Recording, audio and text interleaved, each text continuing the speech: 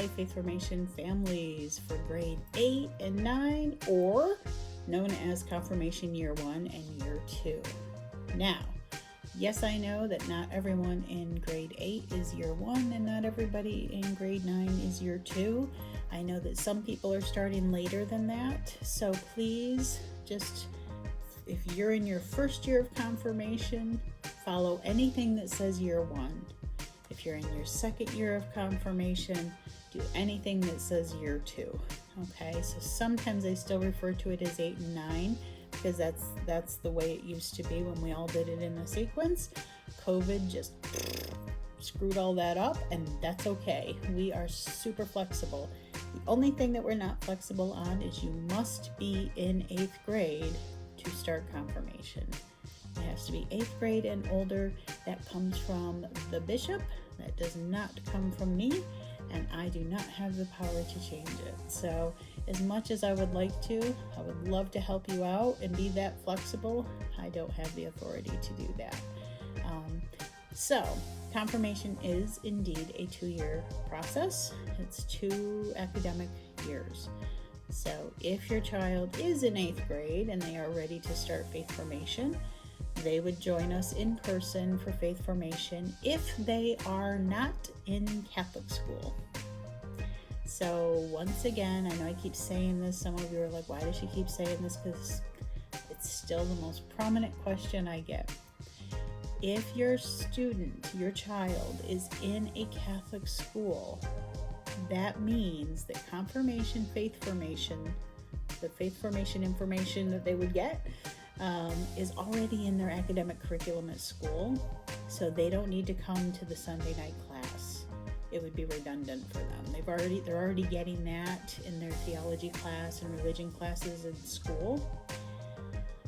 If you're in a private school or public school that is not Catholic, then yes, you need to come to the in-person or Zoom for the Faith Formation. Okay, because that's the theology, that's the substance that supports the sacrament. When I talk about immediate preparation, that is that stuff that happens on the Saturdays, the retreat, any packets, papers that are due. That's what I mean by immediate prep. Okay, and immediate prep is immediately preparing you for the children for receiving the sacrament. Those are the things they have to do in order to make their sacrament. Okay, so I know that's confusing. That's a lot of lingo to throw out at you, but Faith Formation is the theology, immediate prep is the how to do it and what we're doing, and you need both. So it doesn't matter if you're getting it at Catholic school or if you're getting it from me, you still have to have that piece added to the immediate prep. And I know it's confusing, and I know that no matter how I say it, it's going to probably still cause questions, but still keep asking me the questions, okay? I want to make sure you're clear on what's happening. And I know it's a lot of information, and I know that people keep getting confused by it, and I really wish I could make it more simple and understandable, but just hang with me. We'll get there. All right, so if you are coming to the in-person learning that happens every other Sundays a month, it's not always every other Sunday because of the way the school vacations fall, so be paying attention to that. Make sure you're following that calendar that we sent out, and more importantly, follow the newsletter, because if there's any change to that schedule, it's going to be in that newsletter. But it's twice a month in general that they're going to be having class. So each class is 2 hours, which covers a lot of content, okay? So missing a class is really kind of like missing 2. They need 20 instructional hours per year per the diocese. This is what the diocese says. They need 20 hours of instruction time per year for each year of confirmation. So for Faith Formation in-person learning, the first year for year 1, they're going to go through the book. They go through the first chapters. It's in that schedule there. I think it's chapters 1 through 11, I think it is, maybe 12. We go through Chosen, which is the textbook. I supplement it with things from the Catholic Faith Handbook and also from the Youth Catechism, okay? And of course the Bible. So we supplement that text. But Chosen is the program that has the videos that we use. Okay, so any of the video formats that I put out there, that's a program that we use for confirmation students. So year 1 is the first half of the book, and if you're in year 2, you're covering the second half of the book. Okay, and you'll probably see that. So if you are already in year 1, that book is going right with you to year 2, and you're going to keep going right through that book. If you're just starting year 1, you will be getting your book this year. All right? Okay. When you come to program, if you're coming to the in-person learning on Sunday nights, when they come in, they sign themselves in. It's very important that they sign in because this attendance is recorded. We need to prove that these students have been attending the classes or have been, actively participating in their faith before they, make their confirmation. So I know this gets tricky, because people say, well, I've had people that start the program, disappear, and then come back toward confirmation time and then wonder why I'm telling them you can't make your confirmation. They have to be participating. How I'm getting around that is the attendance policy that I'm going to tell you shortly, okay? But attendance is key. They do need to go to class. They do need to participate. They do need to do those immediate prep things. These are all things that I have to vouch for when it's time for confirmation. I have to show that they attended. I have to show they did the work, okay? This isn't something that I do just to keep myself busy, I promise you. I am not a person that likes to keep track of that kind of stuff. So, and I'm not comfortable having to enforce it, but it's my job is that I have to do what the bishop says, and so that's what I'm doing. This is what he wants, and this is what I'm going to give him. So yeah, we have to make sure that they're attending. Now, how I have approached the attendance policy this year will help you out though. If you can come in person for in-person learning, great. They sign in, that shows us that they were there, and without that signature, it'll be as though they weren't there. So it's very important that they sign in and sign out. That is the record that they attended. They got their academic hours in, okay, their instructional hours in. If they don't make the in-person learning, they can join me on the Tuesday night Zoom at 7 o'clock. We have a Tuesday night makeup Zoom on the weeks that they have class. So they can attend that Zoom class. I will cover what they need to be covering instruction-wise. We'll go over what the themes are.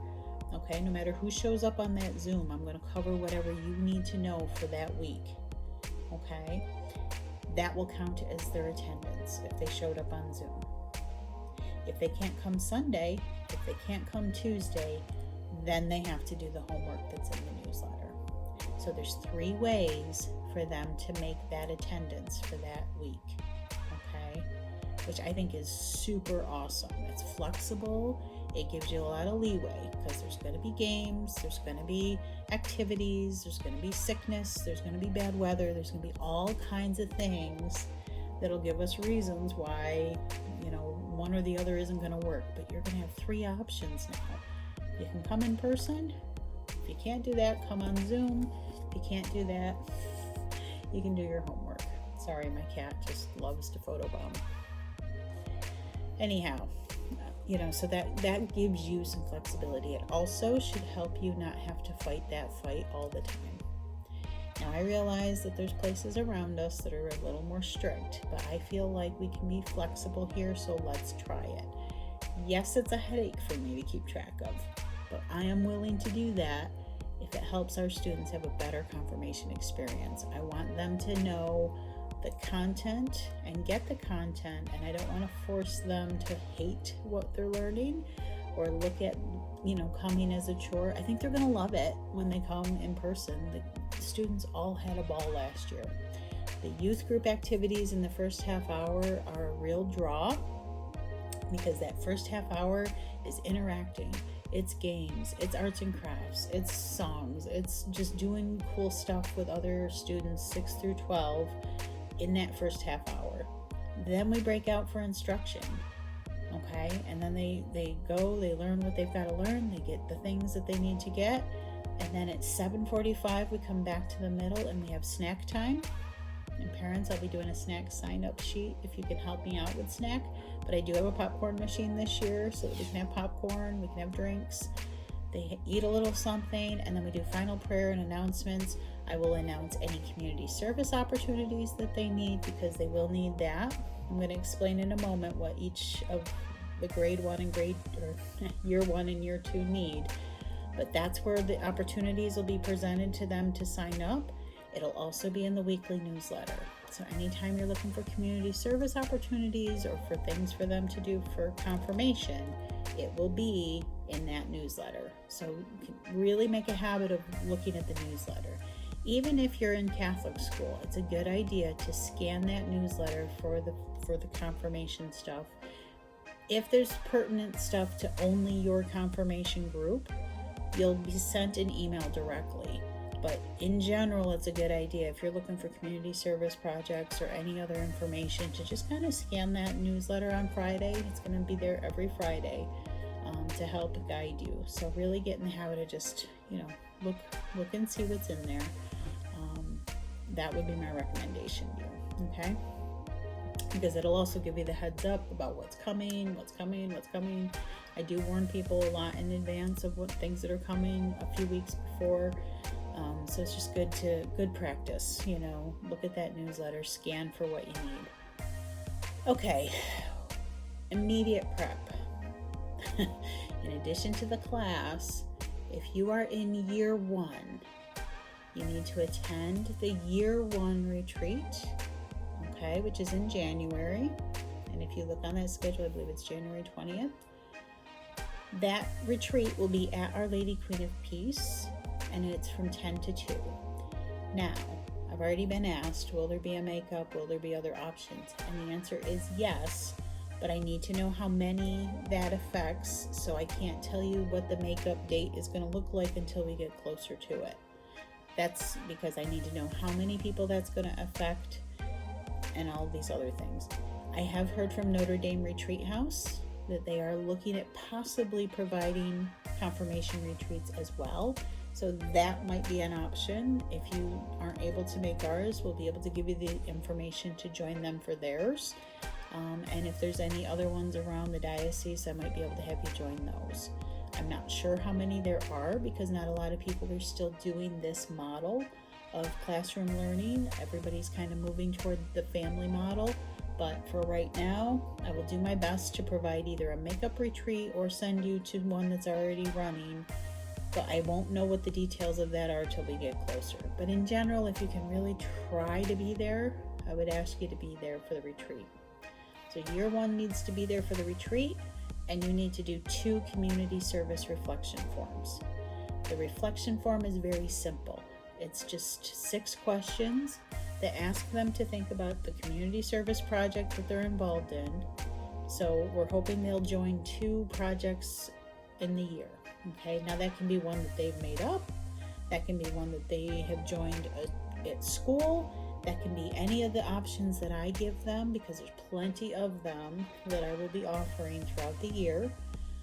If they do that community service, they just answer those 6 questions related to that service and hand it in. They need 2 of those. It's really simple. It's not an essay. It's not a book report.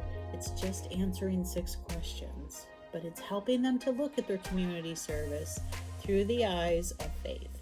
What about this leads me to think about the Holy Spirit? What talents do I have that God gave me that I exhibited, in this community service? Okay? Those questions will guide them. It's really very simple, not difficult at all. Okay? All right, so that's my year 1, people. That's really all you have to do. Go to class go to class, either at Catholic school or at our classes, and do the retreat and 2 reflection forms. That's it for year 1. Year 2, this is where we have a lot more stuff to do, okay? If you're in your second year, that means that you've already completed the first year. And if you didn't complete it with me, then that means I need some letter from where you were at before you got here that says that you participated in those things. So I do need that confirmed to me, that you were in another program and you're coming to us from there, okay? That probably is something you've already talked to Dawn about if you registered, but if not, she will be contacting you to make sure that we have that on record. We have to know that you did that either with us or somewhere else, okay? If you're in Catholic school, you also have to register for year 2 as well. It doesn't count that you signed up in year 1. We do this year by year. So I need to know you're still with us for this year. You're still going to be contacted for this year. You have to sign up for year 2, even if you're already been through the year 1 process. I really can't emphasize that enough, because you won't be on the emails, you won't be on the touch points of us connecting with you if you haven't registered. You have to register each year. Too many people move around. Too many people move parishes, move out of state, move all over the place. I need to know who's still with me. So we have to have you registered both years. So if you haven't registered for year 2 and you're watching this video, make sure you register so that you're getting the emails directly sent to you. We're not going to be bringing all the things from year 1 over, because we don't know. Not everybody is staying with us, okay? So please make sure you're registered, make sure we know who you are. That's the first thing. If you're in year 2, your children will also be getting a packet. The packet that's coming home, it'll either be the first or second night of class. I'm not sure what we have on the schedule. They will be getting a packet that has all of the information that they need to collect before March 2nd, okay? Before their retreat, I need all of this information to me. And what it has is a parent letter that describes to you what each page is in that packet. The first thing is that they need to pick a sponsor. A sponsor is anybody that is a baptized, confirmed, practicing Catholic. That is the role model that they need to select, okay? How do you prove that they are a practicing Catholic? That gets a little sticky.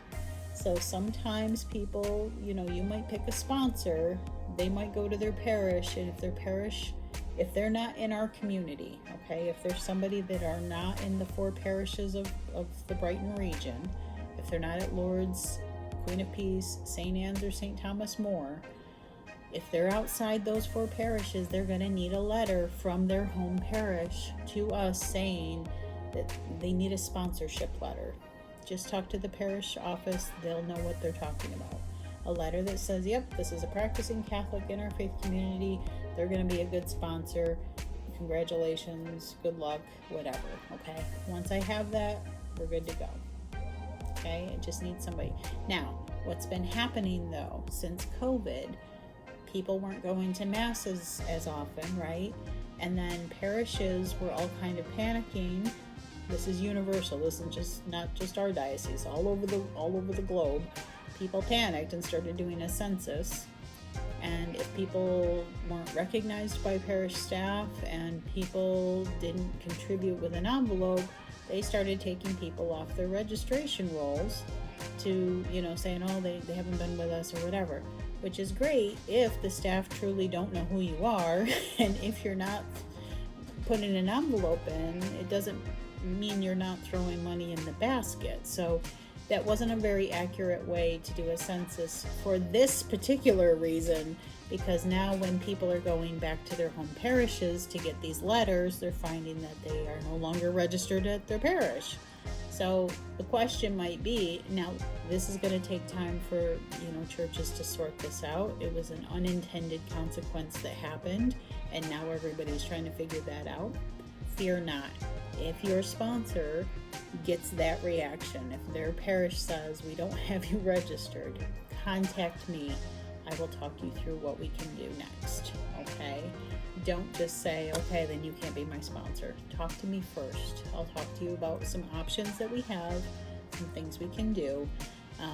But don't be surprised if it does indeed happen, because I had it happen last year a couple of times. So I think it's going to start happening more and more as people start realizing, oh, yeah, it's something that happened. Okay, but I can talk you through it. Don't panic. But you want a person that is a good role model for your child. Remember, the goal here is for them to have an additional adult practicing faith in their life that they can turn to for support and guidance in all of the questions of life that are coming up for them shortly, because they're going to be missionary disciples. They're going to be taking this faith into their future, and we want them to have as much support as they can. So no, it cannot be a mom or dad or parent figure in their life that is currently an immediate parent figure to them, step parent or whatever, okay? It has to be somebody outside that parental role so that they have additional support in addition to the parents. That's the point of it. However, okay, if they pick, let's say, a grandparent, and the grandparent is out of the country in a nursing home, maybe they're sick and can't come to, have mobility issues, can't come to the cathedral, they can still be the sponsor. But if they can't come to the retreat, can't come to the cathedral, then parents can be what are called proxy sponsors.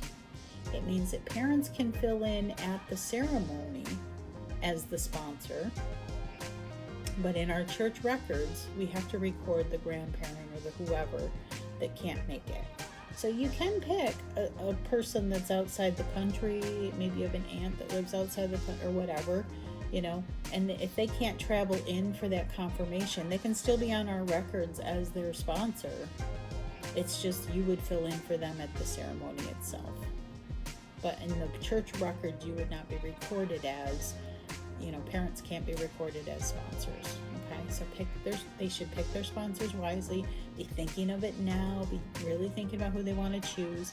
The sponsor's role will be to support them at the retreat, but if they can't come to the retreat, they'll have times that they can call them, FaceTime them, somehow Zoom with them. We have Wi-Fi, we can do all those things. The sponsor will review with them the confirmation interview questions, and we'll talk more in depth about that when we get to that point. Okay, so they'll pick a sponsor. That's the sponsor's role, to talk with them, have those conversations, especially the interview questions, and to really be talking to those kids about what they're about to take on. Do you really want to make your confirmation? What does this mean to you? Where are you at in your faith journey? Those are all good conversations that sponsors can have that go differently from the ones they have with us and from the ones they're going to have with you as parents. And we want that. We want them looking at all of the sides of this so that they are sure that this is what they want to do. Confirmation is a sacrament of free will. They decide. Nobody else decides for them. And interviews are to ask them, are you making your confirmation because you want to? Okay, and usually we know before the interview if they're not into this thing, and you may encounter that yourself. I just need you to know, parents, that it is not a hard, fast rule that if they don't make their confirmation in 9th grade, that's it, it's game over. That is not the case. If your children come to you and say, I'm just not sure I want to do this, it's okay. We can have them join us for youth group, they can hang out with us, but they don't have to make their confirmation if they're not feeling ready and if they really don't want to do this. We'd rather have them wait and do it when they really want to, when they're really engaged with it. They're never going to be doubt-free. I'm not even doubt-free, and I've been teaching this a long time. But they need to know that it's okay. That it's okay to question, to have doubts, to not exactly agree with the church on every single thing. But what matters is your relationship with Jesus, your relationship with the Holy Spirit, and how you grow. And everybody's journey looks different. They need the freedom to be able to say that, and that's why we cannot choose for them. They have to choose this. So those interview questions really get to the heart of that. Is this what you want to do? Do you know what you're taking on? Do you know what it means to be a missionary disciple? Do you know what it means to live your faith, and bring your faith to whatever you're going to do next? That sort of stuff, okay? And so the sponsor's role is really to help them develop that and to talk about that. So that might look like a few afternoons hanging out with that person. That might be a few phone calls. That might be spending more time going to church together if it's possible, things of that nature that'll help develop that sponsor-child relationship. That's what we're looking for, okay? The saint name page, they would pick a saint that is their heavenly role model, somebody that is known for certain virtues and qualities that mean the same to them. Let's say, for instance, your son or daughter is totally into animals, wants to be a vet, loves everything about taking care of animals and God's creation, and that is super important to them. Well, then they might pick a saint that is also the patron saint of helping animals and making sure that their care of creation is important to them. We want them picking a saint that exemplifies the things that they want, because then they have a heavenly example to follow as well. So we're just broadening that circle of support for confirmation, for their development spiritually. That's what we're hoping for. All right, so they would pick a saint. There's a form in there that tells the saint name and whatever. We have to know that stuff because that also gets recorded. And at the ceremony for confirmation, they are called forward by their saint name. They take on the virtues of that saint. So we want them to put some thought into it, make sure they are picking their saint for all the right reasons. And so this is the time for them to start exploring that. So sponsor form, saint name, interview questions to go over, and then they also need 2 community service reflection forms. So those are they can join 2 community service projects wherever they're at school, at home, with us. There'll be lots of opportunities. If you really need something to think outside the box, maybe you have a child that's super introverted and really not into doing those extroverted things, please contact me. I have all kinds of creative ideas for people. Over the years, I've developed all kinds of ways to help kids really think about community service in more than just an extroverted way. They might not necessarily feel comfortable with some of the traditional ways that people do community service. There's some outside the box thinking stuff that we can do too. So if they get stuck, don't hesitate to let us know. We're here to help them every step of the way. Okay? So that's what's in the packet. All of that information has to come to us by March 2nd. I would say get it done as soon as you can and mail it in so that you don't have to worry about it, because March 2nd will be here in a blink.